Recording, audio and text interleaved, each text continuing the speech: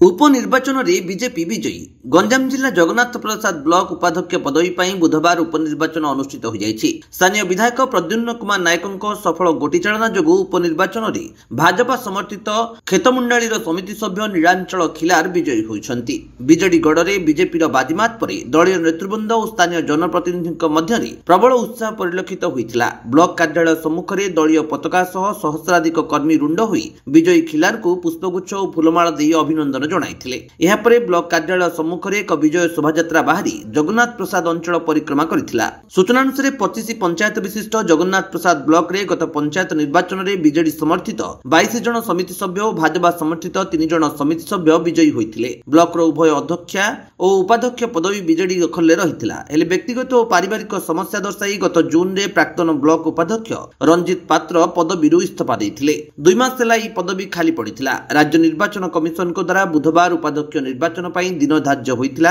निर्धारित समय मध्य ब्लॉक कार्यालय उपनिर्वाचन पर प्रक्रिया आरंभ हो प्रार्थीपत्र दाखल होता। बीजेडी राउती पंचायत समिति सभ्य पंकज कुमार प्रधान, भाजपा खेतमुंडली समिति सभ्य नीलांचल खिलार प्रार्थीपत्र दाखल करथिले। निर्धारित समय मध्य कौनसी प्रार्थी नामांकन पत्र प्रत्याहार करनथिले। फल ब्लॉक उपाध्यक्ष पदवी पर निर्वाचन अनुष्ठित होता। निर्वाचन में ब्लॉक समस्त 25 जन समिति सभ्य निर्वाचन में अंशग्रहण करथिले। गणति पर नीलांचल सपक्ष 15टी और पंकज सपक्ष 10टी भोट पड़ता। उपनिर्वाचन में नीलांचल खिलार विजयी होते। निर्वाचन अधिकारी तथा बुगुड़ा ब्लॉक बीडीओ दीतिकृष्ण पात्र आनुष्ठानिक भाव घोषणा करथिले। विजय पर स्थानीय घुमुसर जिला सभापति नीलमाधव पात्र, राज्य परिषद सदस्य विष्णु प्रसाद प्रधान, भंजनगर ब्लॉक सांसद प्रतिनिधि रवींद्र कुमार गौड़, कुलाड़ मंडल सभापति मनोज प्रधान, समीर नायक, रंजित प्रधान, धोबा गौड़, मानस जेना और बहु बीजेपी कर्मी उपस्थित थिले। ग्राम पंचायत सर कौन कहे आज निर्वाचन उपनिर्वाचन विषय उपनिर्वाचन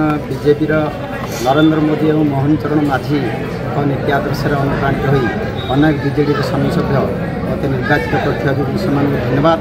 मुझे शपथ नहीं जगन्नाथ प्रसाद ब्लॉक गरीब निर्यातित असहाय लोकंर उन्नति करी सहित ग्रामांचल सहर पर्यंत समस्त विकास करी सर्वांगीन विकास करने मोर उद्देश्य शांतिपूर्ण भाव ब्लॉक केमती चलेगा शपथ।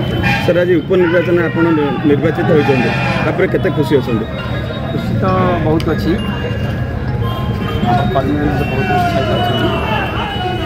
सर आगामी दिन में जगन्नाथ प्रसाद ब्लॉक कौन लक्ष्य रखुच्च? आगामी दिन में जगन्नाथ प्रसाद ब्लॉक सर्वांगीन उन्नति करने सहित गरीब निरीह निर्यातित और असहाय लोक संपूर्ण सहयोग करें। विजयर श्रेय क्या देवे? आमर प्रिय विधायक प्रद्युम्न कुमार नायक विजयर श्रेय देवे। या सहित जो मैंने भोट देते जो समिति सभ्य मैंने धन्यवाद जनाऊँ। भंजनगर गोविंद चंद्र गौड़ रिपोर्ट, विश्व विजयी न्यूज ओडिशा।